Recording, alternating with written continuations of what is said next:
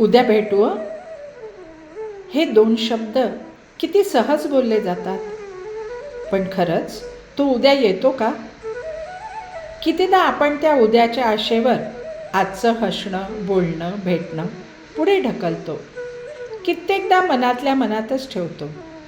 कारण वाटतं अजून वेळ आहे.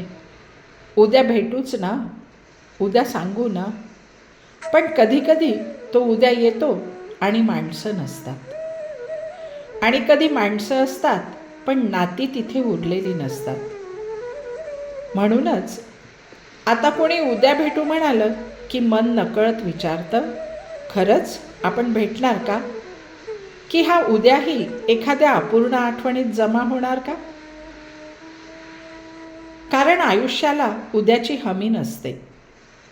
म्हणून भेटायचं असेल तर आज भेटावं, बोलायचं असेल तर आजच बोलावं आणि प्रेम असेल तर आजच व्यक्त करावं.